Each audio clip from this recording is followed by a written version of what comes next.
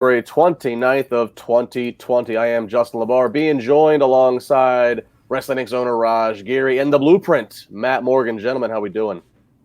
Fan-freaking-tastic. Great. It's everyone around me is sick, but other than that, I'm doing great. I got it like a few days ago, and like I didn't throw up. I kept having the saliva all fill the mouth, which tells you you're about to throw up. Get near a toilet or garbage can. It didn't come, and then the next day, my kid had it. He was throwing up. Yeah, everyone's. It seems nationwide, just everywhere. People are just having the flu or the cold. I'm like staying quarantined, trying not to talk to anyone. Well, just streaming. Am I a heel? Would I be a heel? Let me ask you guys this. As an elected official, I shake literally hundreds of people's hands every day. Am I a heel if I pull out sanitizer? No. Isn't that a wrestling gimmick? Like a total heel wrestling gimmick? Didn't Hillary Clinton used to do that? And Trump doesn't like shaking hands either. Yeah. Oh, can you imagine how many he must shake a day? Good Lord. Yeah. Matt, isn't Vince a germaphobe? Doesn't he like to not touch the hand much? I can't blame him. I don't know who's been washing after they're done in the bathroom. Put it away, pal. Don't know where it's been. Right. All right. So flu, saliva, coronavirus, whatever you have, hunker down and enjoy us in nice and confined sanitary environment. AEW versus NXT tonight. Raj, where are we going to start? Where do you want to go? Why don't we start with NXT this week and mix it up a little? I thought both shows, were there. They were, their normal run-of-the-mill good shows. If you liked NXT, I'm sure you'd like tonight's episode. Same with AEW, but nothing really out of the ordinary for either of those. So let's just go with NXT. All right, let's jump in here. So we go to Full Sail University, and we kick it off with some action. This is a little bit different than what AEW did. We get a match here to start off NXT tonight. Finn Balor versus Trent Seven. This did go a two-segment match, meaning they put a commercial in between there. So plenty of action going back and forth here, but obviously no real surprise here. Finn Balor ultimately, with his 1916 DDT, gets the pin for the victory. Matt, did you get to catch this match and reaction? No. Okay. Yeah, I did. Oh, you did? Okay. Yeah. How did you get no out of that? I thought I heard you say no. Oh, no. To be fair, I wasn't looking at you. So. Oh, okay. And first of all, sweet hat. What are you doing here? Why are you rocking that hat? Yeah, Raj, why are you walking? Me? That was good, Justin. Very good. I'll leave you alone now because that was very well. That was very fast on your feet. Yeah, all right. Really quick. Listen, this was they started off with action, which is a good way to start a show, right? But did any of us have any doubt like that?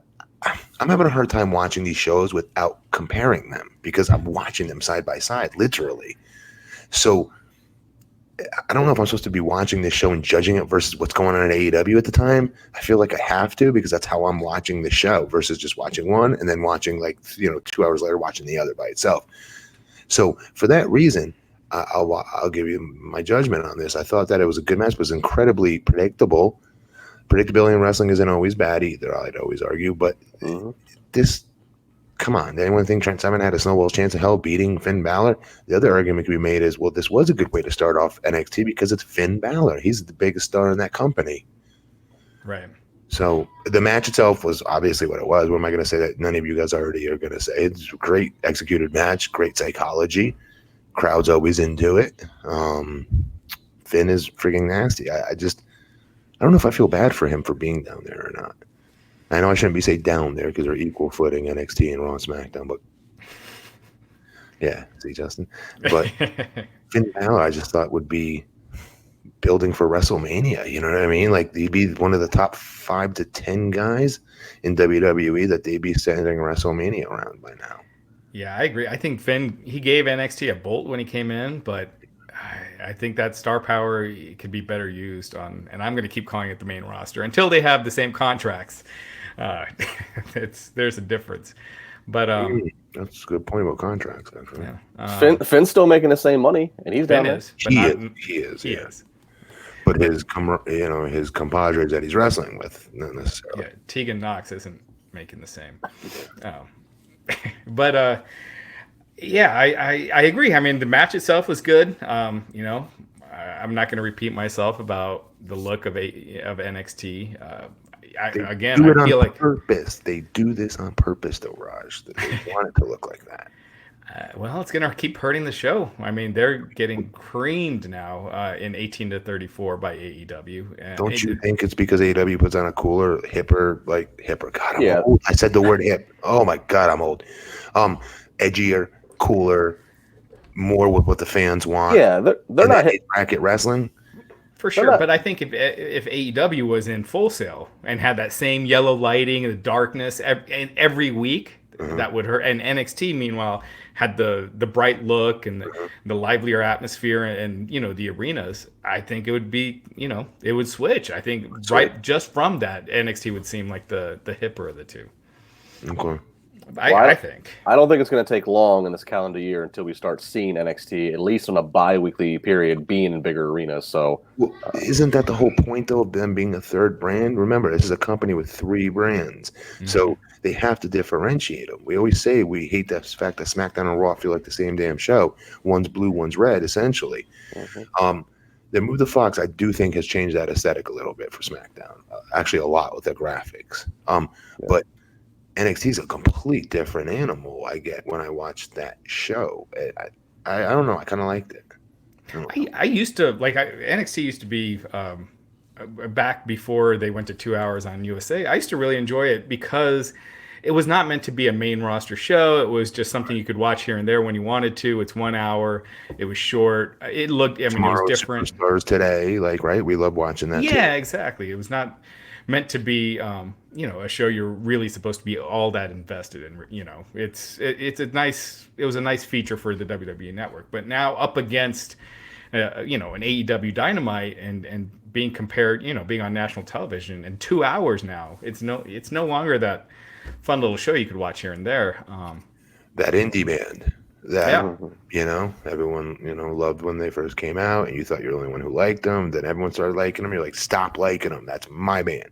Well, kind of thing. Same thing here. I had a friend in 8th grade who was just like that. He thought he owned all these different bands. He was so obnoxious.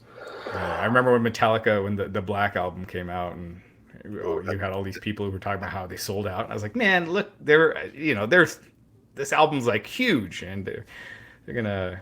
That's when Lars came out with that quote that many a wrestler has stolen since then, including Chris Jericho, which is I saw it every night all around the country. Yeah, right. To diffuse that comment when people would say that to them, to Metallica. Yeah.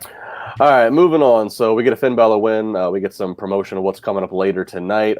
Interesting little wrestling teaser here as we get some kind of video that shows some numbers that at first that look like they say 2-5-20. At one point they were in this first one they were in the order of 5-2-20. So maybe May 2nd, 2020. But then we get one a little bit later on. So they're flaming circles. We'll touch on that, I guess, when we get back to it. But a teaser for somebody, obviously, for some announcement. So we'll get to that. Come back. We got Shotzi Blackheart up against Deonna Purrazzo here. Not too long of a match, but ultimately Shotzi here getting the win with a senton splash. Good women's match. Nothing much to this really here, but Shotzi Blackheart a little bit of a roll. What do you think of her? I like her look. I didn't think she looked bad in this match, but I mean, she's not. I don't think she breaks into like the top 5 right now in the women for me at all because there's such a packed, depth of roster. Yeah, they are that stacked. Yeah.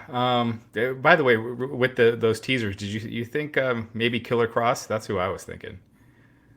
Man. Because Killer Cross, he's doing a couple indie dates with MLW, and then he's pretty much done. I was thinking Velveteen Dream. If I'm talking about a person to show up, Velveteen Dream needs to come back. Yeah, but those didn't seem to fit him, right? I don't know, but it could be some new touch to his gimmick. I don't know. Yeah, either one guy's great. It only helps the brand. Yeah, Killer Cross. He's got the size that they like. He's got a good look. Size that they like. He'd be bigger than everyone on that roster. Yeah, outside of maybe like Riddle or someone like that. Like he's a big dude. Yeah. Well, this video showed 5-2-20, but I believe later when they showed it again in the second hour, after it got done scrambling, it said to 520, which that would be next Wednesday. So it seems like a short teaser period. Or maybe it just keeps showing next week. It'll just show the following week's number. But Justin, did you really, really like when they were doing that with Sting? When he was coming back to TNA and like running that date? Do you remember that? They were running. They made a play. Or was it under? Remember they made a play on that when back in WCW they were doing that with Sting for a while. And I remember Undertaker. The date. What is the date now? Yeah, I remember. It was like Well, Taker 221 was I think the date. Yeah, everyone thought it was Sting at first because I think there was like a scorpion in the first. Well, because people were singing up that teaser that was Taker. It looked very similar to the WCW Sting from like Starrcade time. And they were talking with Sting at that point. I think Sting said he was in talks with WWE. So yeah, earlier that year it was actually reported in like the New York Times or New York Post that Sting Steve Borden at age 51 and had signed with WWE, and he hadn't signed at all. All right, so this leads us into Keith Lee coming out to the ring, your North American champion, of course, coming off of a good showing at the Royal Rumble, getting put over by Brock Lesnar in some ways. Lee comes out, has the "You Deserve It" chant, just talks about being a moment maker, a game changer, a prophecy ender, and then he's interrupted by Damian Priest. Damian Priest talking about how he should be first in line here. He loves to steal things, whether it's a group of women or whether it's prized possessions. He wants the title, and then before he could finish anymore, Dominik Dijakovic comes out, calls Damian Priest a knockoff or bootleg Marilyn Manson, and says that he should be the one with all of his history with Keith Lee going after it. This then, well, first off, I guess real quick, what do you like about this? This dynamic, Matt? I mean, Great, all big guys, superstar, physically what superstars look like. That action figure look that when a little kid sits there watch the show in the front row going, holy bleep, that's what I want to look like when I get bigger, Dad. Yeah, I used to do at MSG or when we even Coliseum watching WWF when we were little, but that this wrestling business has lost a lot of. So. Dude, even if they came out there and farted on that mic, I would have been a fan just because of the physical specimens and how incredibly athletic they are, how incredibly good I feel that they are as well. Yeah. You guys, really quick on his promos, there's something they're still missing with him. And I watched Keith Lee, there's still a thing missing with his promo. I watched his they did a YouTube follow-up through the Performance Center channel, I believe, on YouTube, on his big weekend at Royal Rumble, and I don't know, he's not on the mic. He's not. I'm not saying he's got to be screaming and yelling. He doesn't, but yeah, there's just something there that's like, I don't know if Homeboy's going to sell me real estate or he's going to be, or he's a wrestler with his tone. I know that's a very big nitpick, but there's something missing in his tone and how he delivers his promo still. I could totally see what you're saying. When I tweeted during the segment that these are three guys that they have the tools to be main eventers on the main roster, like pay-per-view main eventers. And there's not many guys in NXT I say that about right now. The only thing was when it came promo time. And I think Damian Priest especially, I feel like he's got the look and the size, the look. He's got a cool voice. So he's someone I could really see Vince, wanting to push. He needs to call like Jake Roberts or, someone and really get those promos down. Because if he could get that down, because I thought his promo tonight sucked. Keith Lee, I thought he was the best of the three of them in showing, charisma. I think Dijakovic too. He's got the size, but he doesn't act imposing, and he needs to act his size. He acts like Zack Ryder out there, like yeah, guys, let's go. Yeah. And he should act like a bigger guy, like more imposing, like play up to his size as opposed to just every other wrestler. I think with Priest's promo, I think one of the things he's going to have to figure out how to do is that but prior to this, he's always been kind of like a darker character. The Undertaker's his favorite wrestler of all time. He's always emulated that kind of dark character. This version of what they have him doing in NXT, he's kind of got a little bit of that Playboy thing, hence the video promos they showed of him with women and fast cars and his comment tonight. So I think he just needs to find his lane that he's in. Matt, I think you're spot on. I thought something similar with Keith Lee.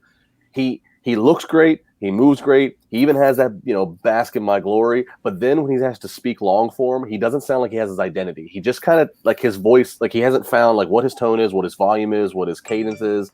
Yeah. So I think I kind of get what you're saying. He just needs to figure out the definition of what he's supposed to sound like to make it all come together. But yeah, you look at all three of these guys, big guys, physically opposing. This ultimately then leads to Priest and Dijakovic are starting to go at it. It blows. Ref slides in the ring. Match is made. Here we go.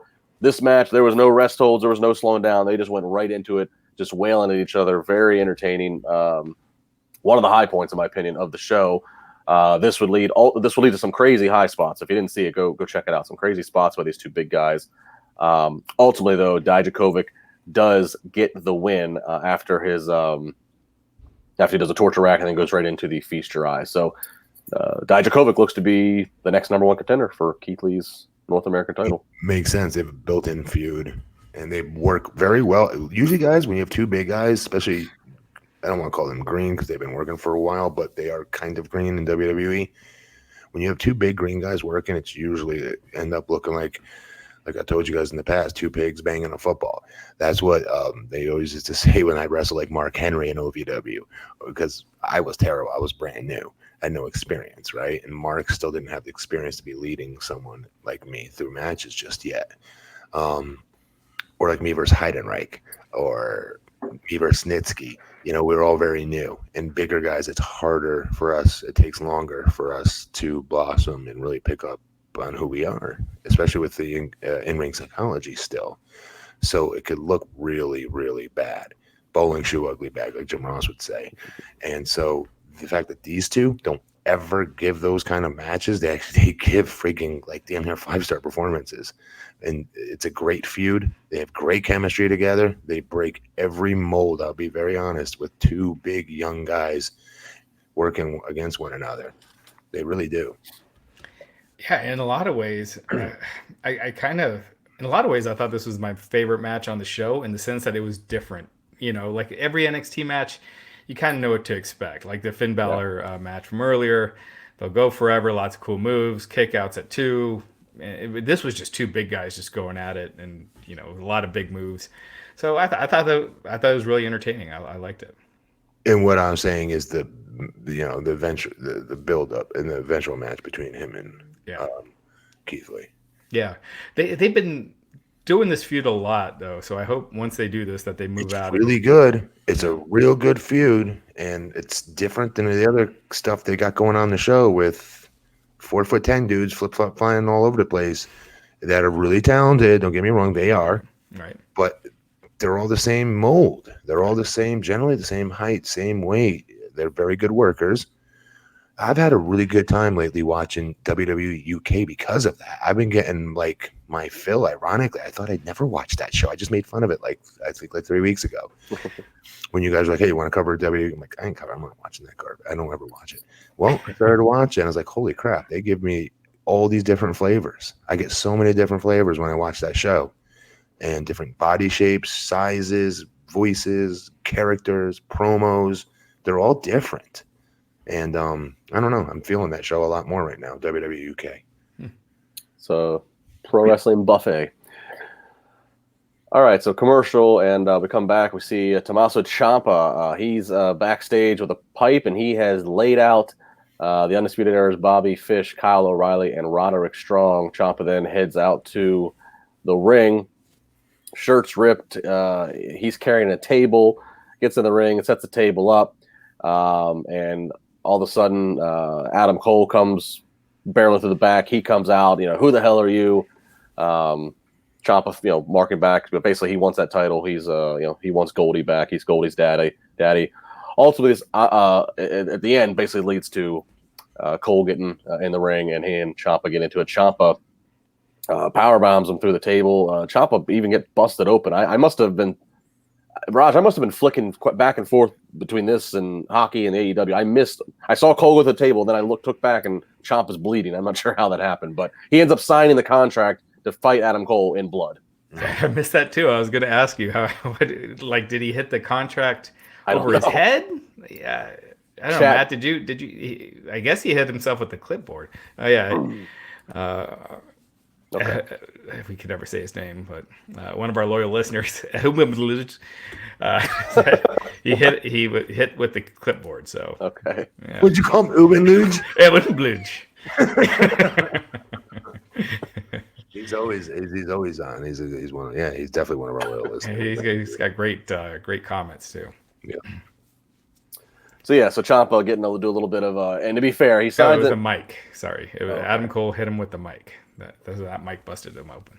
And the fans were chanting "Use the blood," so it was a little bit obviously impromptu moment. Ciampa wipes the blood off the contract. So not to be too redundant to what the Fiend did with his segment last week, but this was a little bit more impromptu, but still a good visual for the Sicilian Psycho. Matt, you like Ciampa? Yeah, he's one that, again, he's another one that's different, and he's not like everyone else on that roster as far as his look goes. Sorry, go ahead. Go ahead. He's what? I was going to say he's believable too. You believe when he's talking, you know. Definitely. And we'll talk about Britt Baker later. But he just comes across as really authentic.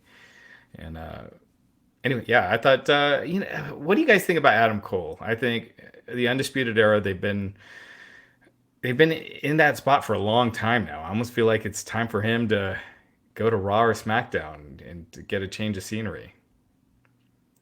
For who? Adam Cole?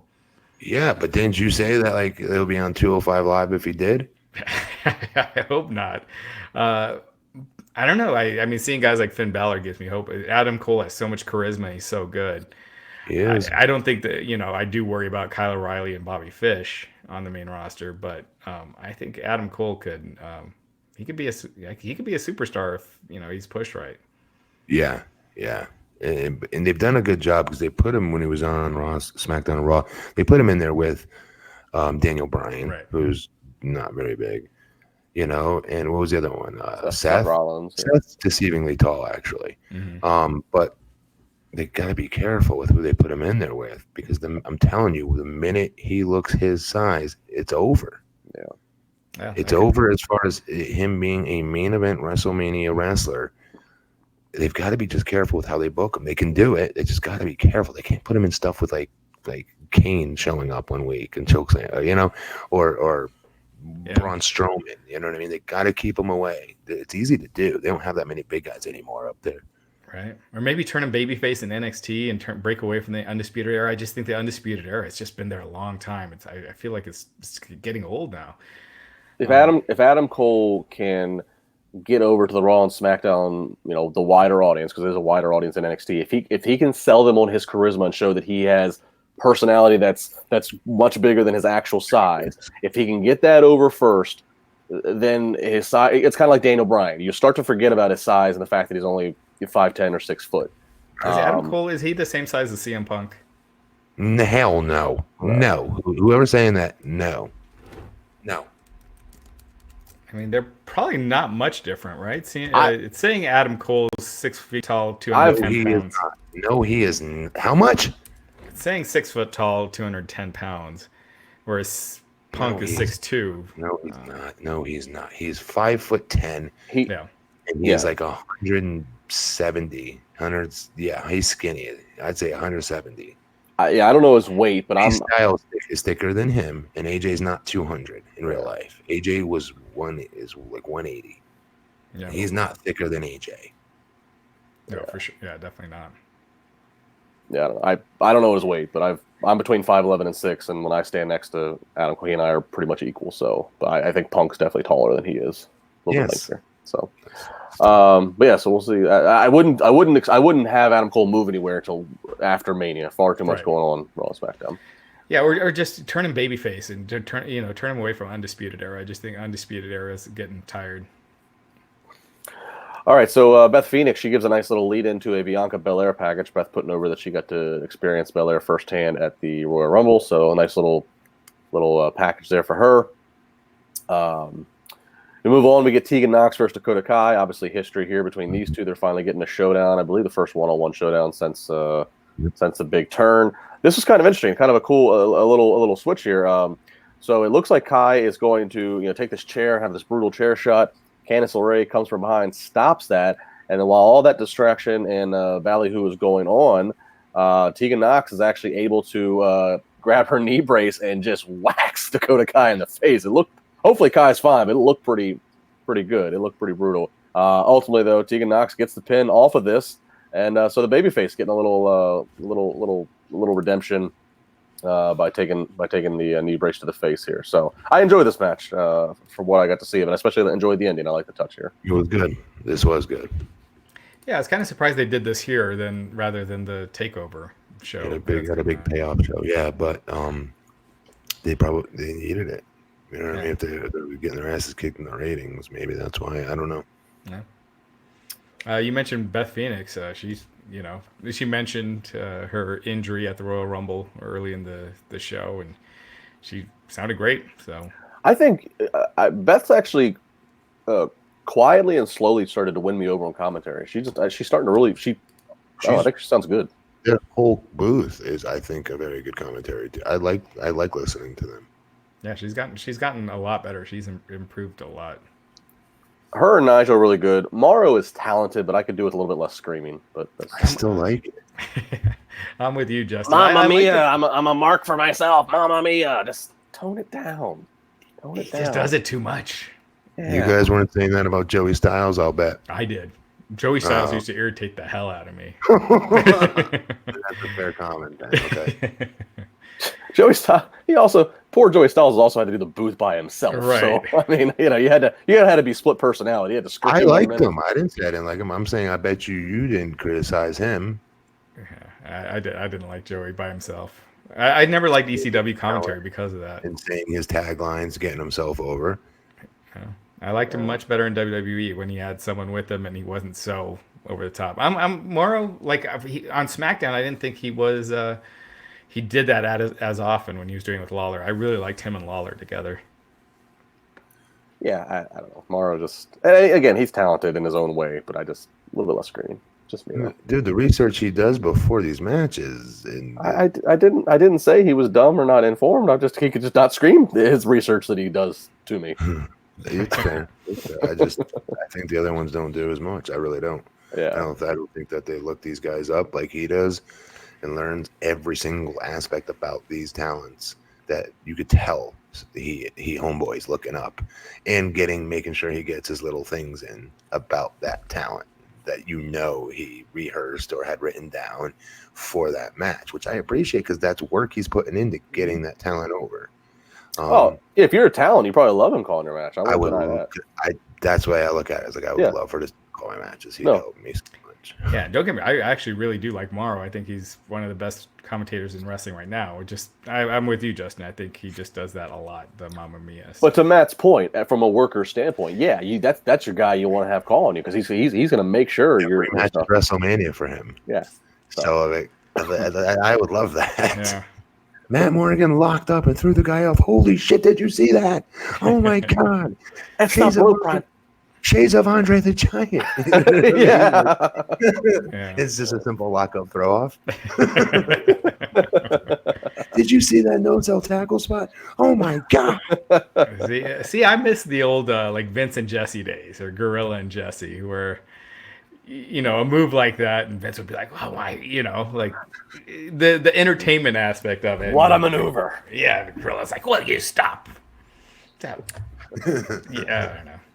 Commentary these days, when too many people are trying to, I don't know, worry too much about the moves and not enough about the characters. I think that kind of hurts it. Yeah, when we get to AEW. Remind me of that because in that show it does come up quite a lot actually between the older guard with what's his name, what's to do with the mask, Excalibur. Yeah. Excalibur. You could tell like Jim Ross don't like the fact that Excalibur knows every single move. You could just it's funny. I'm personally always entertained by it. He gets it. He's just like, well, what? Like, why do you know that?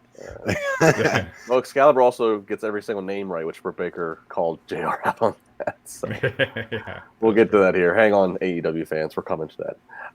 So Tegan Nox gets the victory. As we mentioned earlier, they showed the video again. This time, the numbers rearranged to 5/20. So that's next week's date. What about Black? You don't like Black Uno? Jim Ross called him Black Uno. I kept rewinding it. I was like, oh my god. Wait, he did that tonight, or he's done that before? Oh, it was on the cruise. I know. It was on the cruise during Dark, the Dark episode. Jim Ross was doing it. The bad thing is calling him Black Uno and having those kind of fudges. That's like him doing a parody of when Ed Koskey did a parody of him as Oklahoma. It's like I laughed. They did Dark. What's it called? The Dark. That's what it's called. Yeah, AEW Dark, and they had them finish off that show. I popped huge. He called him Dark Uno. As well as he should, because I'm sorry, the dude don't look like a star and would not get my time of day to get his name right. I'm sorry, the dude's in it is indie-rific. Yeah, no, he is. He does look like some dude who they threw a mask on. I don't feel like I'm mocking Jim Ross on this. I'm knocking Evil Uno on it for not having a cool enough or memorable enough damn character. Yeah, we'll get to it. But you looked at that Dark Order vignette, and it looked like just enhancement talent waiting to come out. But I could find a mask and walk to Walmart that's 5 miles away and put that mask on a lot of people, and they'd be like, "Look, it's the same." Yourself, Justin, you could throw that on today and be perfectly fine. You've never wrestled. Well, yeah, I'm in better shape than Uno. Oh yeah, him. Yes, you are. But the gimmick, the character, the group, I should say. Dark Uno, tremendous. Okay, Chelsea Green with being represented by the Robert Stone comes to the ring, takes on Caden Carter here, and I did not expect this one. Basically, as Chelsea Green seems to have things in hand here, and Green's talking trash, this and that, and Carter rolls her up out of nowhere and gets a victory. So Caden Carter gets the win on Chelsea Green, who was just paired with Robert Stone and this whole thing. But I guess they're little 1-2-3 kid action here of Caden Carter getting the victory. Yeah, I don't know, because it didn't make sense, right? They're introducing this new character, essentially, or matchup of characters. This brand, right? The Robert Stone brand. Right, thank you. And then the first time loss, that hurts him. Yeah. That hurts him. He's had his talent lost, in the first time out on NXT, essentially. Yeah, this is something they do on the main roster, where they build someone up like Mike Kanellis, and then as soon as they debut on TV, they're beating him already, and then you see what happens. And with the manager, as well, why do you need a manager if you're losing? Isn't he supposed to help you avoid that? Right? Shouldn't he have been? Yeah, right. Unless that's the point. Unless they're trying to bury this Robert Stone character. Oh, then that's different. Okay. But then that's not going to last long. Then why would anyone have him as their manager? No, Raj, I don't have the controls. Can we throw up a guy that just? There we go. Yeah. Holy crap! Thank you, Ben Frank, since '93. Thanks. That $9.99 donation. That's a WWE Network. Because that's his WWE Network money. He just gave it to us. Yeah, that's right there. Thanks. So just wanted to say I listen to your podcast every day and after every show instead of watching any WWE show. Maybe a pay-per-view, but that's about it. Shows are so enjoyable to listen to, man. Thanks a lot. We really appreciate that. Thank you. Yeah, seriously. That really is cool. Thank you. Very good, very good. Yeah, so mysterious booking there. So we'll see what they do here moving forward with both those ladies if they're... if this makes more sense in the grand scheme of time. Okay, so we get to we got a half hour remaining, and they are going to give us whole half hour to the finals, the finale of the Dusty Rhodes Classic, where we have the Broserweights of Matt Riddle and Pete Dunne up against the grizzled young veterans of James Drake and Zach Gibson. It's a good match. How is it not going to be very fun to watch? This is a fun match. It was for as much as Matt and I especially have kind of poo-pooed on the Dusty Rhodes Classic concept. This was a good match. Mm-hmm. So I'm actually still surprised by the outcome here. I thought, I don't know, I guess as we've critiqued, Matt, two hot single stars you decide to randomly pair up. I figured, okay, once they won their first round match, okay, they're going to get to the finals, all for the reason of being able to put over the who tag beats team. them. But that did not happen here. Right. I agree with you. Yes, for sure. That's what I thought this was to get them over. Not to get an actual tag team over, right? With two single stars being put together because they are the bigger stars, obviously. And no, So it goes to show you once again, tag team wrestling in WWE is deader than a freaking doornail. Yeah, even in NXT. I mean, the grizzled young veterans. I mean, their name is terrible. Yeah, okay, and their name is terrible, but they are good. They're fun to watch on WWK. I watched them. They have a lot of good tag teams in NXT. In NXT, I think that could have won this, and they could have featured. But then the argument is, okay, then what? What do you do with the Dusty Rhodes Trophy or whatever? Like, do you bring that to your next match? And everyone says, yeah, you're the. Nobody cares. Yeah. And that was my point. The grizzled young veterans, they haven't been built up that much. And then by having them just lose, it just kind of knocks them down. It doesn't do much for Riddle and Pete Dunne. People saw them as, as stars already. If anything, this tag team thing is kind of bringing them down. I don't know. It seemed like a tag team should have won. I think the grizzled young veteran should have gotten the victory here. A good tag team should always be good two stars, good two single stars. Yeah. Always. And we'll talk more about Riddle. I mean, I guess we could talk about it now. Riddle supposedly has backstage heat in WWE. That was, according to the Wrestling Observer, that's why he was thrown out really quickly in the Rumble. He was in less than a minute. He had a confrontation with Brock Lesnar before the Rumble. Lesnar. I'm not buying this now. I'm not buying it either. Brock doesn't listen to me. Brock would forego all of his money, his contract. If anyone talked shit to him, he would put him through a wall. I'm telling you that right now. Well, and not to mention, so there's two parts to this. The first part of the story being that, okay, so Brock has this confrontation with Riddle backstage prior to Rumble, and he says, keep my name out of your mouth, don't tag me in stuff. You and I are never going to work together ever. First off, Brock is going to do whatever if there's a money in the match. If Vince and Heyman say there's money to be made by you having a match with Matt Riddle, Brock's going to do the match. And so first you're wondering, okay, this sounds kind of like a wrestling work, but maybe it's not. Backstage stuff happens. And then WWE releases, just like they did with Keith Lee, a Performance Center channel. They do a follow on Matt Riddle the day of the Rumble, and Matt Riddle gets eliminated. Not by Brock. He's not even in the Rumble match when Brock's in there. He gets eliminated by Baron Corbin. And what is Riddle's comments backstage to the camera? He's bitching about Brock. He's talking about, I don't care if Brock doesn't want the match. I don't care. I'm going to retire him. What the hell does that have to do with anything? You just got eliminated by Baron Corbin. This smells like a work. This smells like they're setting something up right here. If they were setting up Riddle and Brock, they're not setting up Riddle and Brock. See, I don't think it's a work. I think Matt Riddle's trying to. Yeah, exactly. Those PC videos aren't scripted. They don't. He's desperately trying to attach his horse to the money train and Brock. There's no question about it. By acting like he's not scared of him, maybe he's not. But the Brock I know, unless he has changed immensely, nobody's walking up to him and talking smack to him. Now, unless it's like an Undertaker, like a veteran that he super duper respects, and Brock may have done something out of line maybe in a match accidentally, and he would check on the dude's health. Oh my God, I mean to stiff you, my bad. That kind of a deal. But there's no way in hell Brock Lesnar's allowing some rookie to walk up to him and talk any kind of shit to him, and Brock not leaving him laying. No way. It's not that Riddle talked shit to him. It was just that Lesnar approached him, pulled him aside, and basically said, "Keep my name out of your mouth."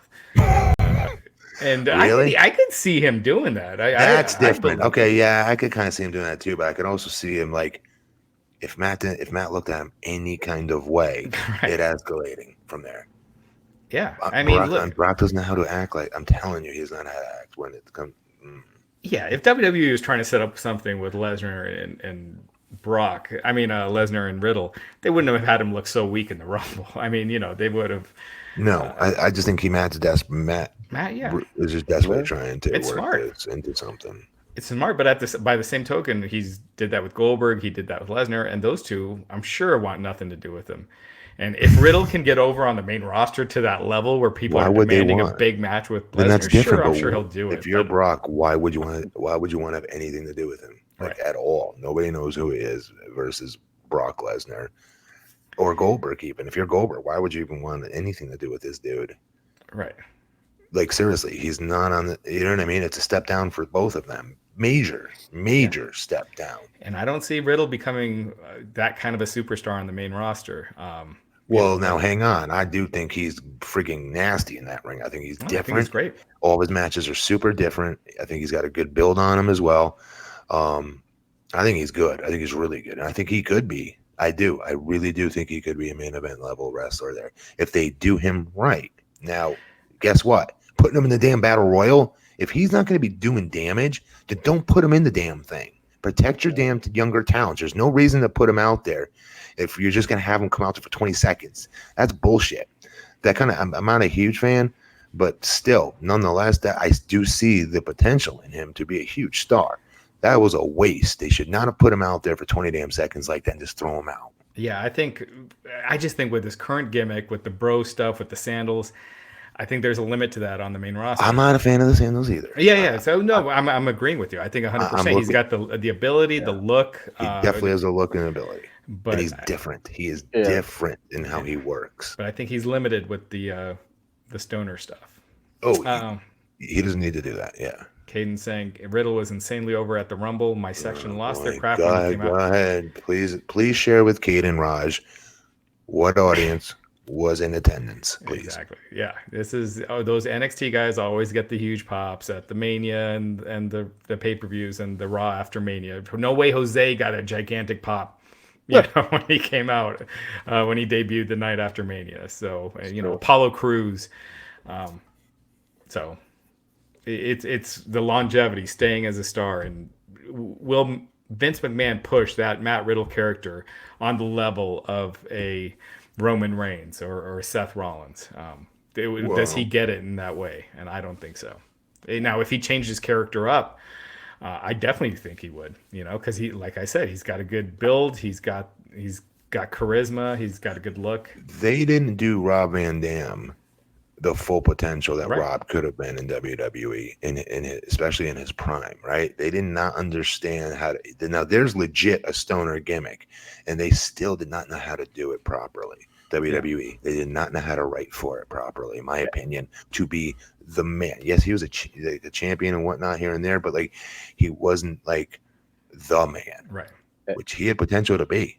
Yeah. And that was when WWE was still edgier and still TV 14. Yes, they did not know how to do that right. So that's my point. If they didn't know how to do it for Rob, how are they going to know how to do it for Matt Riddle now all of a sudden? Yeah. That laid back stoner. We all think, I know lots of fans think it's cool. They like Matt Riddle's character. Like, I think it's different, but again, I go back to the aesthetic part of who he is. He's a badass UFC fighter, right? So there's legitimacy to him. He's not some little wussy looking 150-pound weakling. The dude goes to the gym. He's in great shape. He kicks people's faces off, and his heat is different than anyone else's. His comebacks are different than anybody else's. His style is different than everybody else's, which is hard to do in today's day and age. Do you know what I mean? So by the same token, I'll bury him for thinking he has a snowball's chance in hell of getting on Brock Lesnar's radar is laughable. I still think he can be a main event talent for WWE. They've got to start the process, though, in getting him there. And putting him in the Royal Rumble really pissed me off for him because that was a complete waste of him. Do not show him to your audience if that's what you're going to do with him. Hold him back until you're ready to pull the trigger fully. I hate these half-pull triggers they do. Yeah. It kills these kids. It buries them in the ground before they have a legitimate chance to get out there and do anything. Now, by proxy, look at Keith Lee. Look how they did him. They did him justice. Yeah, he was eliminated, but he got over. Right. To be fair, man, I agree with you. I would probably rather than him not, for 52 seconds in there and then getting eliminated by Baron Corbin. But I'll say this: it's not a lost cause. We saw I think it was Rumble last year. Lacey Evans made her first appearance, and she is, it was kind of like a rant, and she didn't do much. Rusev here in Pittsburgh some years ago made his first appearance ever. He hadn't been seen anywhere other than NXT, and then he went on to have a good first year and a half. So I agree. It's like, why do it? But it's not a death sentence because it is the Rumble. 29 people lose, only one person wins. So it's not like But they didn't have Rusev get punked out like that. Like just immediately. He was thrown out in no time. You really thought he'd be thrown out in 52 seconds? No, I didn't. I get that. I lacked it longer than 52 seconds. I think he was almost put in that spot to be embarrassed because why even have him if you're going to have him? That's my concern. That was actually my concern. Am I missing something? Is there a news story I'm not aware of? Did he do something wrong? Right. Like if that was leading to Riddle versus Corbin, maybe then, but it's not clearly. Right. Well, apparently not everybody backstage is a bro with the bro. All right, so that was NXT. Anything final to say about it if we move to AEW? AEW. Okay, here we go. Please. Coming to you from Cleveland, Ohio, we start out with Jon Moxley in the ring. Moxley, of course, with his eye patch on, promoting the fact he will be taking on Chris Jericho at the pay-per-view at the end of February. Then Jericho comes out, talks about all the Cleveland idiots, blah, blah, blah, typical heat. It says he never travels alone. He's got the inner circle. So they come out. So now it looks like it's going to be 5-on-1, but Moxley says he doesn't care. He's got all of his people, all of his fellow Ohioans there. And so he'll go ahead and take them to battle with him. Jericho then says he's got some more guys. So like 5 more guys from the streets, from the Puerto Rican streets come out. And now it's 10-on-1, but Moxley charges him, doesn't care. And we get a little bit of a brawl, but it's basically just a big pull apart by security. So just to hard sell the fact you got Jericho versus Moxley coming in a month from now. Matt, how'd you like this open? Really quick, Justin, explain the 5 other people really quick. Jericho said that you might think it's 5-on-1, but courtesy of Santana or Ortiz, they found some tough guys from the streets and then 5 unknown dudes who were just dressed similar to just Puerto Rican flag and streetwear. They were not no introduction was given to who they were. Thanks, brother. I know a lot of people just listen to this and they don't even watch the shows, right? Oh yeah. But because I thought that was a pretty cool visual. I thought that really made I was about to say Santino, Santana, and them look more legitimate. Actually, made them look like bigger stars. I thought. Anyways, this was basic 101, heel heat 101. Trying to make homeboy look like huge baby face, right? And fighting from underneath, not scared. It's 1-on-5, nothing scares him. Moxley, not a fan of the eye patch. I don't know why. But yeah, I don't buy that he took a spike to the eye. Okay. But to that point, Matt, I'll give him credit. As he goes into the later in the show, he actually ends up in the crowd, and his eye patch starts to fall, start to move, and he actually has his eyeball with a Band-Aid over it. So I'll give him credit for at least gimmicking up that to make it look like. Yeah, you're right. I saw that too, and that's hard to work with one eye, obviously. But right. Still, I just wanted to fast forward and get to the match between them.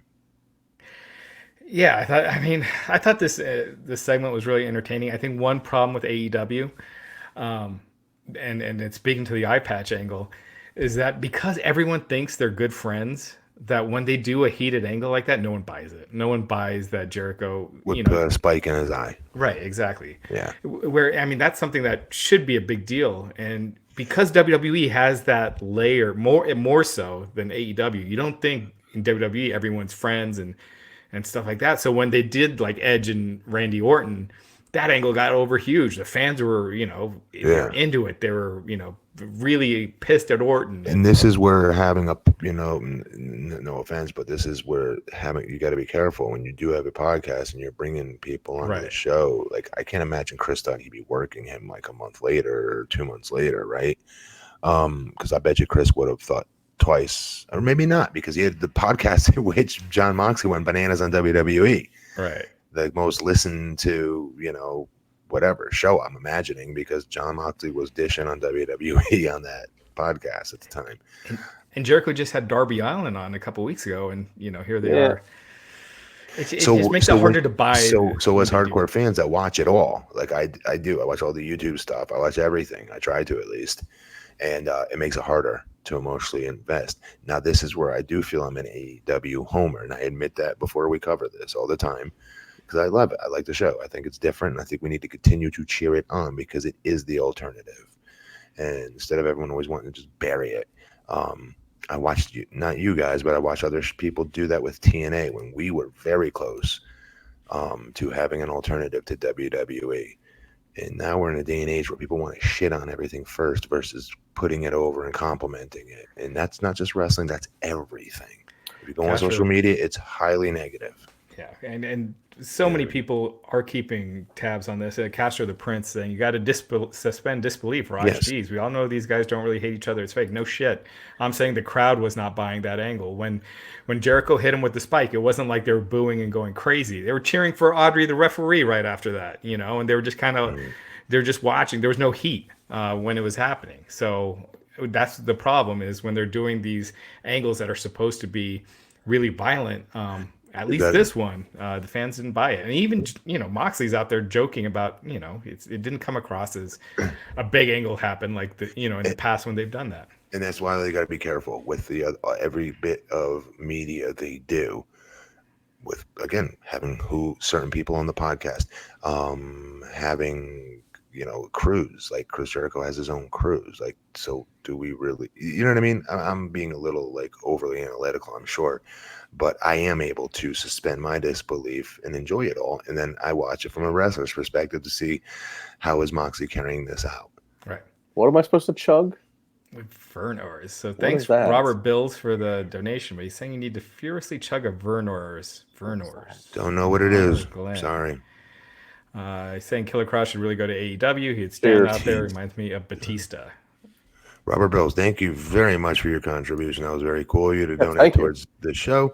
But, dude, Batista, let me tell you about Batista. Batista was every bit of 6'5", 6'6". Oh, yeah, and when I met him, 340 pounds of muscle, and lost weight and got smaller and leaner on purpose so he can move better in the ring, and was never below 285 on the smallest end for him.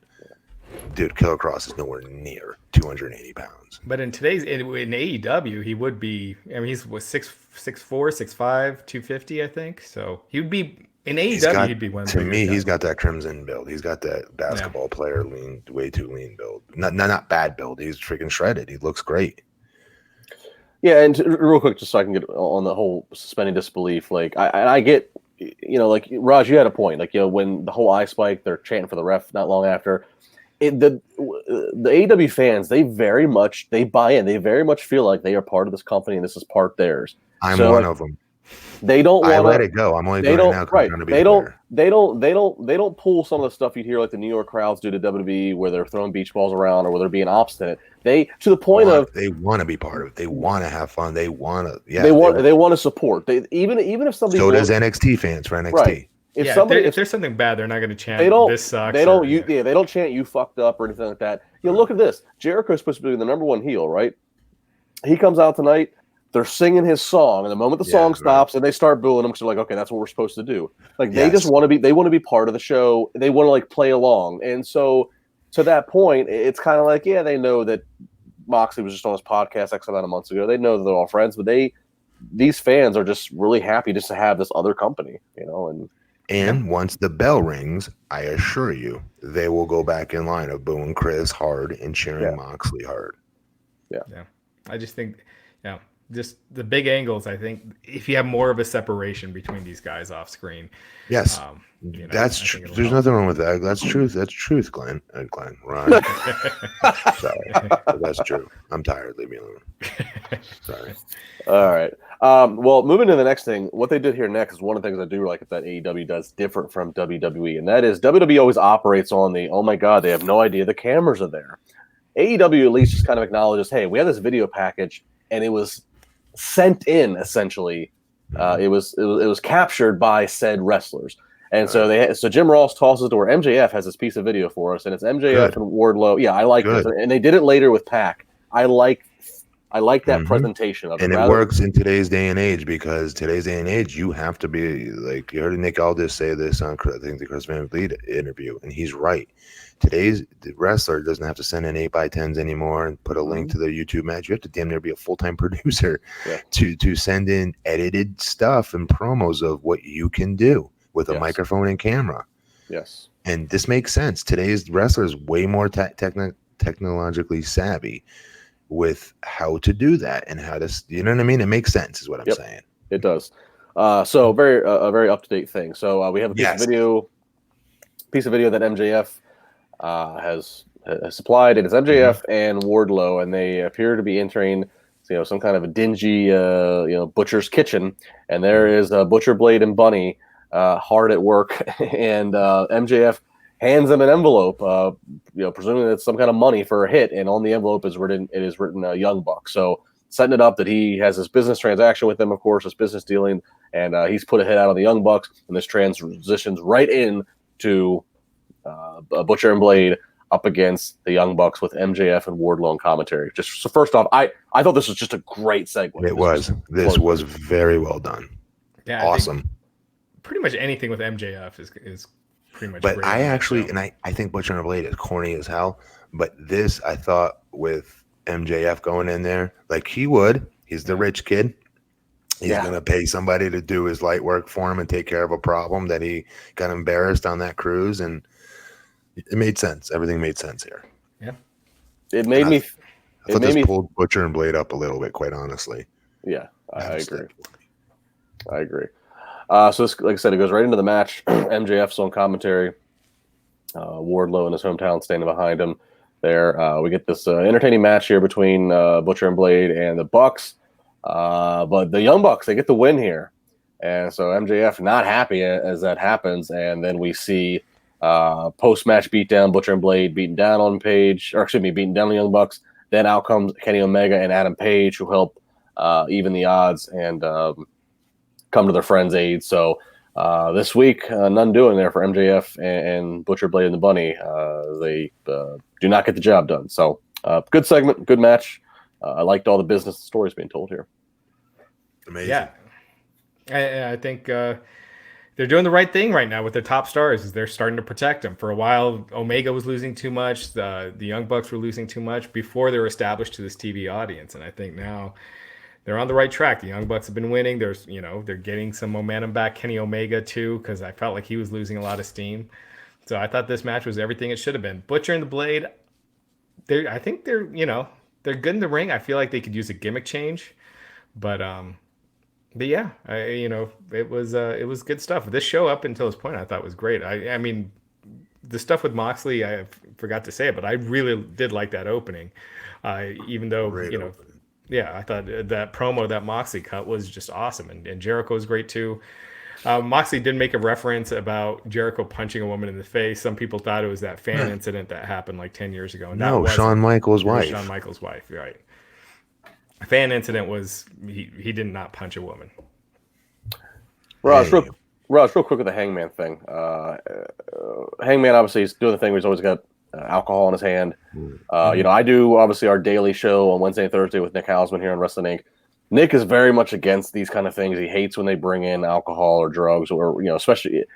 Where do you stand on this? Do you have a problem with this, or you think it's modern? It is what it is. Not at all. I mean, he's an adult. Yeah, he's an adult. This is their audience. Their audience is older. It's not. I like it even more actually because it is more adult. It doesn't look as kiddie. You know what I mean? Yeah. And real quick, Ryan O'Toole put in $5. Thank you, Ryan O'Toole, and said, "Love the hold my beer, then I'm out of here thing." Paige is the star they thought Omega was. I've always thought Paige physically had the more main event look. And he came out red hot when AEW was just starting out, and then I felt like the poor guy, like they haven't been really writing very good TV for him. But they're adding a layer to him that's needed, quite honestly, if we're being honest. And whether you like it or not, the fact that he's having to drink within this character while he's figuring out who the hell he is, that's the way I take it. He's figuring things out. They did something with him on being the elite that I wish they did more of. They had you inside his head, meaning they didn't have him talking. They had him waking up with a hangover, right? Looking at the night after the day after he won the tag team championships, and they had the voiceover. They had him doing his own voiceover in his head of like, what the hell is that over there? It's so damn bright. Everyone always talks about winning the tag title, but they never talk about the morning after winning the tag title. How's it gonna feel? And you got into his head a little bit, and I thought it was hilarious, and not in a way in which it buries wrestling like it normally does sometimes, but in a way that I thought added to another layer to his character. It shows that he's trying to figure out what's going on here. He talked about quitting the elite, but these guys they didn't get the memo. They're not listening, and I'm stuck tagging with this guy, and now we're the tag champs. It was really well done, actually, and I wish they did more something like that on the show with him. But tonight, dude, he was money tonight, I thought. I think they're doing a great job with him right now. He was losing steam there for a little bit as a babyface. For a while. No, for quite longer than I was. Yeah. Yeah. I was worried about him. Like every week building to the match with Jericho, he was losing more and more steam as that, as they were getting to especially after. Yeah. He was an afterthought. And now I think they're doing a great job with them. Yeah. The drinking the beer and stuff, you have beer commercials, all over. You're going to have them all over the Super Bowl. John Cena's in a beer commercial during the Super Bowl this year. Michelob Ultra. Yeah, with Jimmy Fallon. Well, if you like to have a beer in your hand or any kind of drink in your hand, alcohol or not, and if you like this podcast, and if you're going to be in Tampa WrestleMania weekend, Friday, April 3rd at Rick's on the River from 3 to 5, so right into that happy hour time, you can come hang out with us for the Wrestling Inc. podcast. Myself, Matt, Raj, Glenn, Nick Hausman. We will be at Rick's on the River. It is just about 2 miles away from the arena in downtown Tampa. So if you have plans to go to SmackDown that night, no worries. From 3 to 5, hang out with us. It's free to get in. There's no cover charge. There will be some drink specials. They have a phenomenal kitchen you can dive into. And we'll be hanging out, doing some Q&A. Just happy to mingle with all of you guys and girls who watch and support this podcast every single week. I know I'm excited to have all of us together in one place. It'll be a good time. So again, Rick's on the River. And if you are interested in going, there is a Facebook group. Raj, you can tell people how to find the link. There's a Facebook group. We do encourage you to go into that group and just let us know if you're going or even if you're a maybe, because we like to see how many people we have registered, because we might have, as this thing goes, if we end up coming to a capacity issue, we want to make sure that those of you that have registered get in, get to meet Matt, talk to all of us, and have a good time. So Rick's on the River, Friday, April 3rd in Tampa from 3 to 5 in the afternoon. Absolutely. Yeah. Facebook.com/Wrestling Inc., our official Facebook page. Just go to events. You'll see it there. You just click on it. You just respond if you're going or not, or if you're interested. And yeah, if you're on there, we can guarantee that you get in if it gets too full. Very good. So let's keep it going here on Dynamite. We then go to some women's action. We go to Nyla Rose versus Big Swole, and Nyla Rose gets the victory here, as I figured she would. But this match was more competitive than I anticipated. Matt, what about you? I agree. She's freaking a monster, man. She's, again, I think she should be the champion. Yeah, I mean, I was kind of losing interest in this match. I like Big Swole. I think she's got a ton of potential, and it's clear they're not just treating her like enhancement talent. So, yeah, they gave her a lot in this match. Am I crazy? I don't see it with Big Swole's good and all. I don't know. Still think they're missing money in Penelope Ford.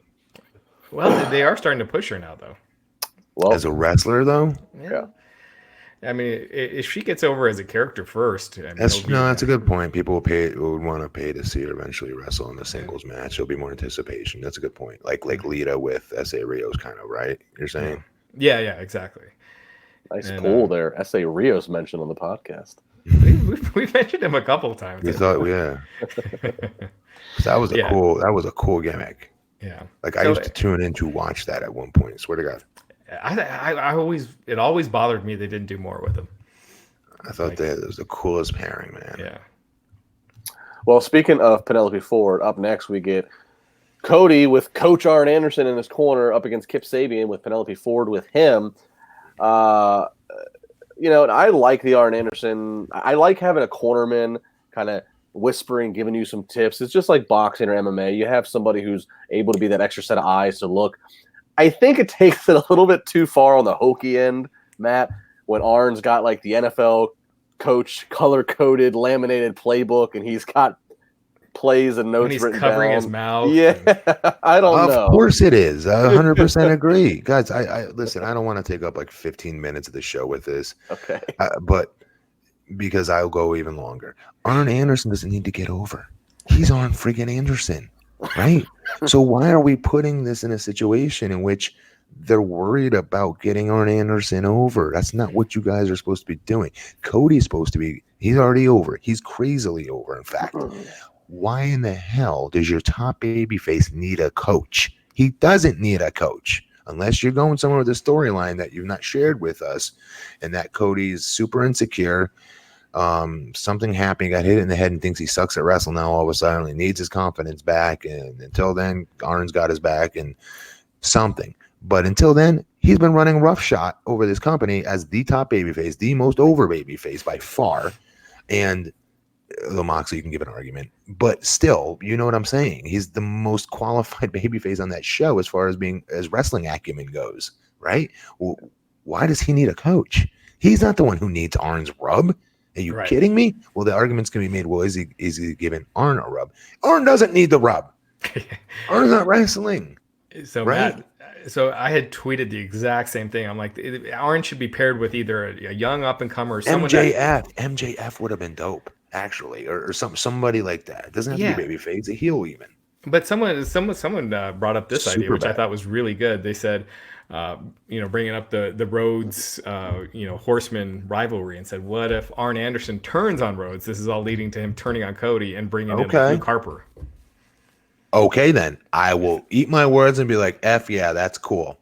Yeah. However, why couldn't they have him be with Tully and do more with what's his name, the chairman? I still think there's still some money left in him. Spears. And just make him a killer. Just make him a dick. But Spears is getting used less now than he did in WWE. And he's got Tully. I mean, Tully's such a great manager. I'm surprised they're not doing more with him. And he looks like a star, by the way. Yeah. All right, so Spears looks like a star. And he just recently trademarked the Reaper, so maybe there's a gimmick change coming for him. Okay. So a couple things to digest here that goes on. So first is that Arn. This is odd. Penelope Ford throws her. She's trying to get involved as a heel manager should, and she at one point throws her boot into the ring. I thought it would have been the old fashioned. She throws the boot in. Ref gets distracted. Ref grabs it and distracts it. Moves it out of the ring. But that's not what it was. She throws the boot in, and then Arn grabs the boot, and then Arn gets into the ring, and he tosses the boot to the crowd, and he's mad at the referees allowing boots to be thrown in the ring, and we have this like awkward standoff, and then Arn belly and chest pokes the ref, which causes the ref to throw him out. So the ref throws out the babyface manager. That's maybe a first. Mm-hmm. Throws out the babyface manager. So this all continues. Eventually Penelope, she gets a hurricane run on Cody, whatever. So then Penelope and Kip go to kiss right at the barricade, and then Joey Janela pops up, and he's right in the middle of them, and they both end up kissing Joey Janela. So a lot to digest here. I don't know. Matt, what would you take of this? With Arn getting kicked out first. I don't get it. Yeah, I don't get it. I don't get why Arn's even. I told you, I don't get why he's out there with Cody at all. Yeah. But whatever. I'll be here all night talking about it. So. Yeah. The thing I liked about it is they do that spot all the time with the heel managers. So it was just different. It was a twist on it. But outside of that, Cody should have won. He's the star. You establish your stars right now in this building phase. So then let's go through this then. Screw it. I'm gonna break it down then. So then no, seriously. Then explain this to me. I just got done saying how Cody Rhodes, the most top babyface they have as far as the wrestling acumen in that ring goes. He's as fundamentally sound as they come. He's the last one on that roster. Experience wise for the babyfaces, he's the most experienced that needs any coaching. Mm-hmm. So let me get this straight. He all of a sudden says, you know what? Screw it. I'm going to bring Arn Anderson in the ring with me because I do want coaching now all of a sudden, and I now need it. Now, he does that, and the payoff is Arn Anderson's in the ring distracting from his match while the heels are double-teaming him. Do you know how stupid this makes Cody Rhodes look as a babyface? Why would he have him again to begin with? He doesn't need him. Right. Now, next step. Let's say he's over. He wants him out there. Now, he just got thrown out of the ring, out of the match, and afforded the heels an opportunity to double team him. Why does he not fire him immediately? He's the best babyface in this company. Everything they do is always going to be watched more than anyone else on that roster. Every decision they make, everything they say. You see what I'm saying? So I think it buries him as a babyface. So to your point, Matt, again, maybe they are leading to Arn turning on Cody. Like he's distracting on purpose. He looks like a dope until we get there. I don't think that's. There's got to be another way to do it. Why can't he just come in for one night and Cody pay homage to the great Arn Anderson? Double A's back. guys, just the stories I could tell you about it, whatever. Just one night of Arn Anderson being back, and then that's right then and there in the presentation of Arn Anderson. Arn Anderson beats his ass or does something dastardly to introduce Luke Harper coming in, and then there you go. You got Luke Harper being managed by Arn Anderson. You still get there. You don't make your babyface look like a dope by having a manager that he does not need. Like, seriously, that's like me having a coach trying to teach me how to be tall. You know what I mean? Like, seriously, like we get it. You're 7 feet. Like, you don't need someone walking around hyping you up that you're 7 feet tall. All right, big man. What you want to do is you want to stand up straight, square them shoulders, put your neck out. I think I know how to do it. What was the coaching that Arn gave a couple? He was like, "Put your knees up." Cody should know that. The double knees for the yeah. He was calling for the counter. I'm hoping that this is because if this is their pairing, I think the spot tonight was to kind of turn the fans against Arn a little bit, kind of show that dissension, and I think it's doing a slow build to, and Cody has the family ties, which is why he doesn't want to fire Arn, and then it does that slow build. I hope, but then here's the thing: I wish they said that from day one. That Arn, this is what I would do: play a little play on reality. I have a long family history with a very long family history with, Arn Anderson, my dad, and Arn Anderson on the Four Horsemen. Obviously, everybody knows that story. But Arn Anderson was a man that helped me a ton when I was in WWE as a road agent. This guy helped design a lot of my matches. He helped me immensely when I was greener than goose shit. And as I got better, who was there in my corner? Arn Anderson. After every match, I come to that gorilla position. He's the first person I would see. And he'd also be the last person I'd see when I leave the building on how I could improve and get better out there. Pull that down real quick while I'm talking. Distracts me. Thanks. And so you have him build this up about his history with him. But more importantly, now Arn Anderson gets released from WWE. This is family. At this point, this guy's helped me the most in my career. You know what? I'm going to help him. I'm going to extend the helping hand to him that he extended to me when I was new and nobody in WWE. So, you know what, Arn? You need a job? You got a job. You come out to me with ringside and be by my side in all my matches or whatever you want to call it. At least it makes it look like Cody's doing a solid in bringing Arn into AEW. And then there's a reason to bring Arn into AEW. And what looks like a handout would work amazingly well when Arn then now turns on him, because this would be twice. Cody did something dicky to one of his friends and acting arrogant. He did it with the chairman by calling him a good hand, and now he's doing it with Sean Spears as a good hand, rather, and now he's doing it to Arn by saying, Arn's down on his luck, got released by WWE, I'm bringing him into AEW because I own it. I'm one of the vice presidents here, and I can get it done. I got all the stroke around here. Makes him look like, you know what I mean? And Arn turns on him and brings in, what's his name? Who'd you say earlier? Luke Harper. Luke Harper. I just think that Barry's your top babyface to have being coached and needing coaching out there.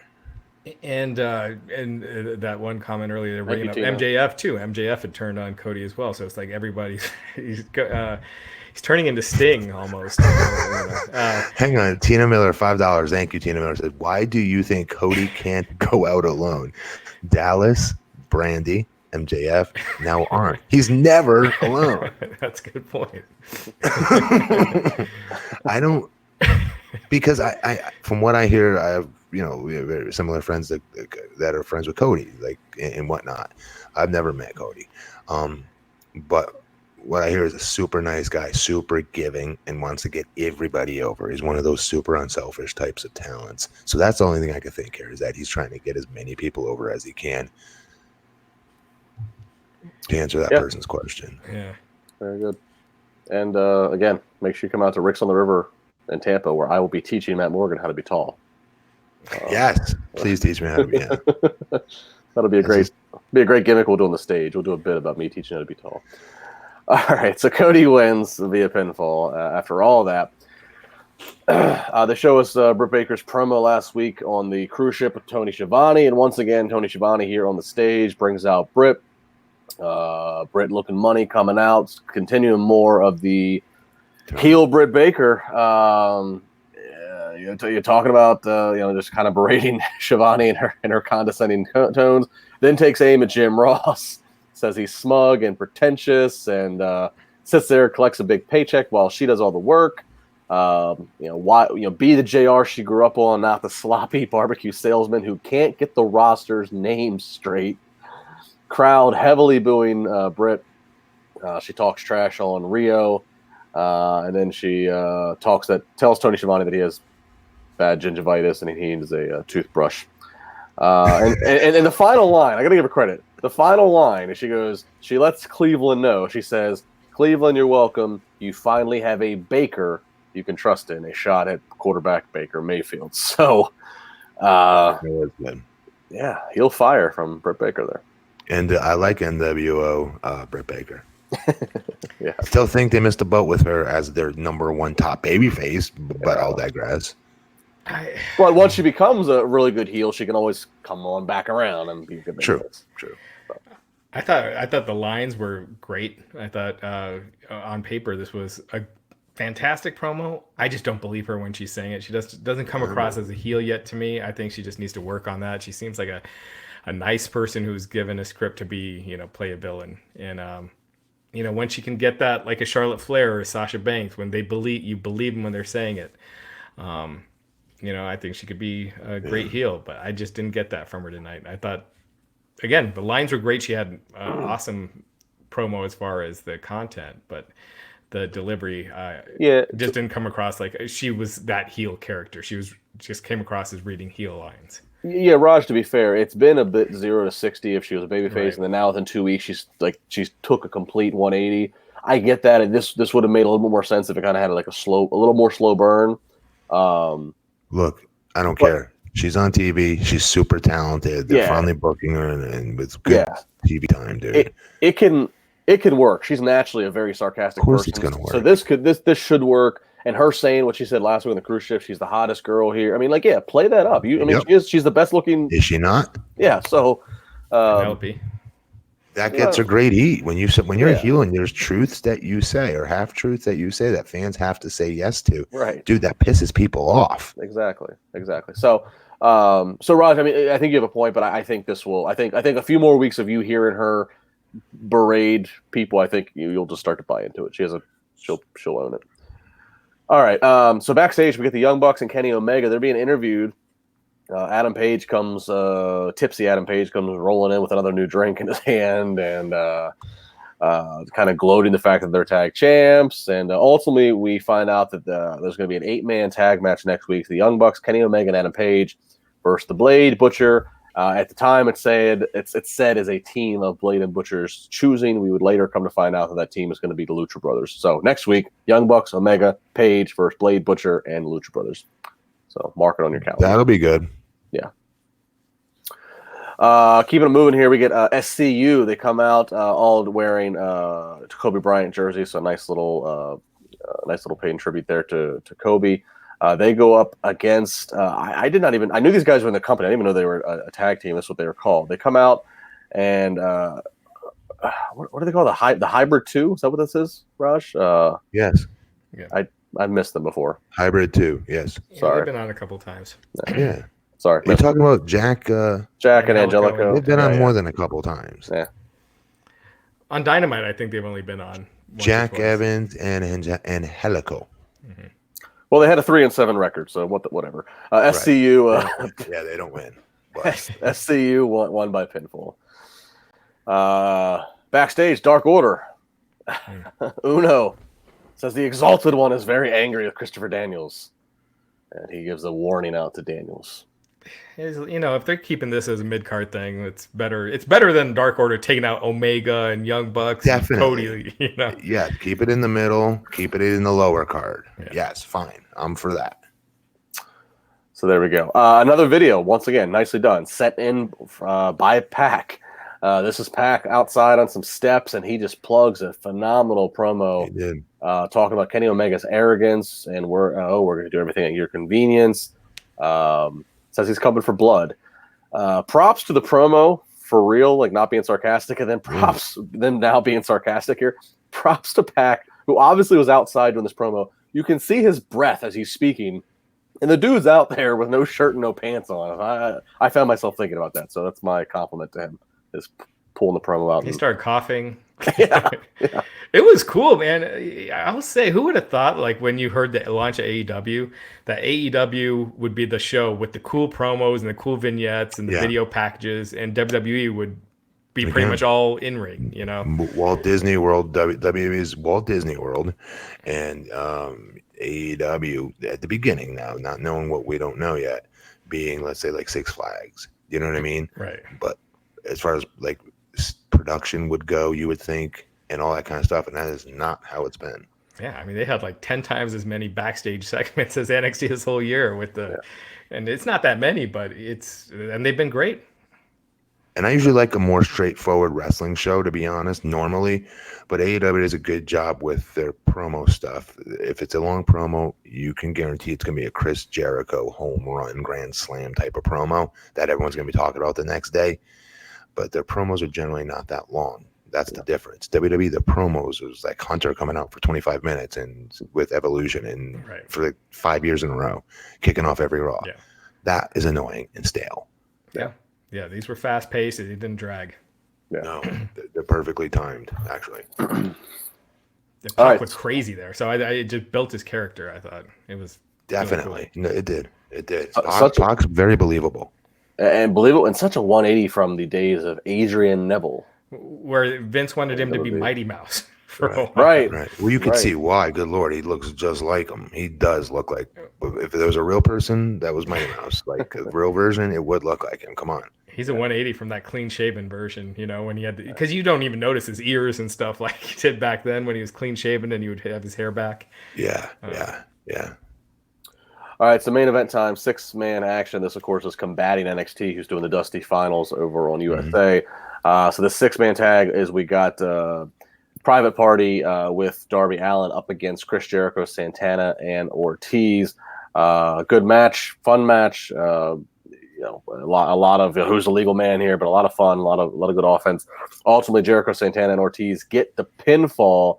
And then after the match, the rest of the Inner Circle, Guevara and Hager get into the ring, and they're beating the hell out of Darby Allin. They're beating the hell out of Darby Allin. Using a skateboard, doing all these kind of crazy things with him with the skateboard. They're killing him. Yep. And then out comes Spirit of 76, John Moxley, eye patch and all with baseball bat. Jake Hager takes one to the gut. And then he hits the ring, swings at Jericho. Jericho gets out of the way, rolls out of the ring. Then he continues to hit a couple of the other members. He finally clears the ring of all the Inner Circle, stands up in the top turnbuckle, points the bat at Jericho. They fade to black. Matt Morgan. I'm going to start covering this from now on. Way better than you and Glenn. Morgan calling it in the ring. Damn. That's awesome. But listen, what again, that eye patch. I can't get past the eye patch. But what was I going to say? Oh, Darby Allin in his comeback. Holy crap. Dude, Darby Allin's comeback, his hot tag was amazing. Go back and watch it. That dude's body, like athleticism is one thing. But watch. I don't know how to explain this. How he puts his body in all these crazy, like how he ducks things, everything he does is different. I just don't know how to explain it because I've really never seen much like him before. I'm being dead serious. His speed that he does things with. Okay, we've seen Kenny Omega hit the ropes and duck things similar with those baseball slide kind of duck clotheslines that he does and grabs the guy's hips and then jumps up on him and does some crazy stuff to the guy. Darby's is different. His is just very different. I don't know how to explain it. He's super. If I could tell anybody to watch something from this match, go back and watch Darby Allin's hot tag into this. Also, the sell of Jericho's elbow. What's the name of it again? His finisher? The Judas Effect. Judas Effect. The elbow was money. That thing was awesome. How he went into it, and the sell from what's his name, Isaiah, whatever his name is, from Private Parties. Doing the electrocuted arm hand twitch because I guess he's knocked out, but not really. Was little much, but I love the fact that the commentary team told us to look at it because it was a big deal. It made it feel like a big deal and how he sold it. It added to the kid's credibility selling it the way that he was. Devon used to sell things overly big like that with his leg. He used to do the leg electrocution, I used to call it, vibrating leg thing when he'd eat somebody's finisher and get pinned. I don't know. I thought it was good. There's a lot of good things here. I still think the guy Isaiah, what's his last name? Cassidy? What's Isaiah's last name from Private Party? Jesus. I keep Yeah. screwing I'm it up. forgetting that too. Isaiah.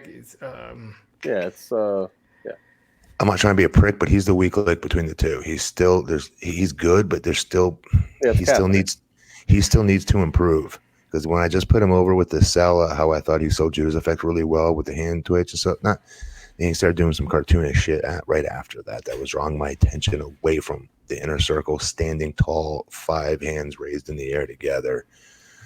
Little things that he's going to learn as he gets better. That's all. I don't mean to knock the kid because I'm sure he's young and he's got his whole career in front of him. I like this match. Just if Jericho wasn't in this, would you consider this a main event match? No, not yet. And I think they need to get Darby some wins. He's losing a lot on TV. Because I agree with you. I think he's different. He's got a cool character. I think there's a lot they could do with him. But he didn't lose tonight. Well, their team did. Oh, he was on the losing side of that. He looked good in his comeback, though. Oh, he looks great every week. He just always loses. So I just think, get him some wins. He's someone that I think if you ever built like a cruiserweight title or a title for smaller talent, you could build it around this guy. Because he's. You don't think you could steal stuff with him versus Jericho? You don't think you could steal a pay-per-view versus Jericho with him if you built him properly? Yeah, if it's built the properly, moment you put him in a cruiserweight or some kind of division, you start bringing awareness that he's smaller. He is smaller, but his innovation and his daredevil recklessness that Matt was just putting over, he reminds me of what I started to think and feel about Jeff Hardy in like 2000. I was like, dude, this dude's a little crazy. Yeah, that's if you treat a cruiserweight division, and which historically wrestling always has. But as we've seen in the UFC, Conor McGregor, their biggest star, those featherweight, that featherweight division when he was there wasn't treated as lesser than. So, if they were able to do it right and promote it on the same level, where the cruiserweight title match would, main event pay-per-views and things like that, it could work. But we haven't seen that happen in wrestling yet. Really quick, Damian Cole, $5. Thank you very much. Says, love you guys. What was your favorite spot of the night? Mine was Darby Allin, and this is gonna sound very basic, honestly, but the way he does his dive through the ropes is not a normal dive. He does a tackle spot through the ropes. If you watch him, he propels his body through that rope and then goes chest to chest, pec to pec, like you do in a normal tackle spot on the guy, and he does it like 100 freaking miles an hour. That dude is out of his mind crazy, and I love him. He's probably like my second favorite character. I've got to admit right now on this show. My favorite spot of the night over on NXT, Dijakovic versus Damian Priest. You're talking about two guys that are legit 6'7", and they did the reverse Hurricane Rana. I don't even know what the actual name of it is, but it's just like crap. I should have said that. And to see two guys at 6'7" pull that off safely, that was spot of the night for me. I agree. I'll agree with that as far as wrestling move goes. My favorite thing tonight was Moxley's promo, and I liked that he didn't get his ass kicked by those Tegan guys because he would have looked like an idiot for standing out there and then just getting his ass kicked. Hey, really quick, was there one single? Can any fan figure this out for me? Was there one single headlock tonight in either show? Was there in the Judas Priest? I keep calling him Judas Priest. Damian Priest. No, not in that match, but I bet you in the Finn match there was. That went a lot slower, more traditional pace. Okay. I'm sure there was. Okay. I'm sure there was. Because every match used to start with a lockup. You pull the guy in for a headlock, and then you work your way out of it and work into your match from there. I don't see that anymore. No. Real quick, guys. What did you guys think was the better show tonight?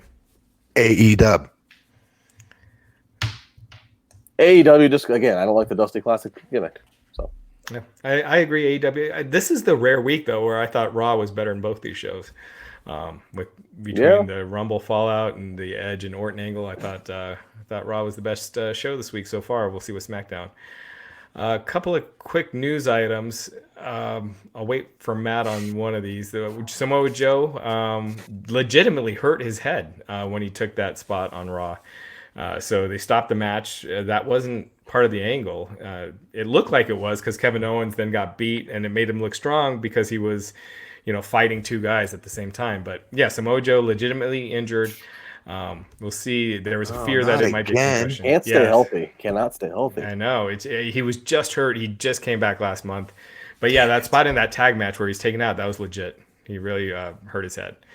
So, yeah, we'll see. We'll see where it goes. Concussions, we've seen people come back right away, and we've seen people never come back. So, him and AJ right now being out, kind of the really bad timing. Obviously, Damn. Joe was he in WrestleMania last year? Last year was his first, right? Yeah, last year was his first. He lost to Ray really quick. Ray got injured in that match. But yeah.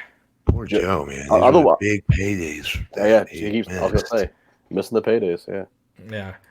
Also, Edge, it's reported that he was in talks with AEW before signing with WWE. He had a huge offer from them. So according to the UK's TalkSport, they were at the Royal Rumble this past weekend. They're saying Edge's contract is $3 million per year for 5 matches and 25 appearances. So that's I thought it was a minimum of 3 matches.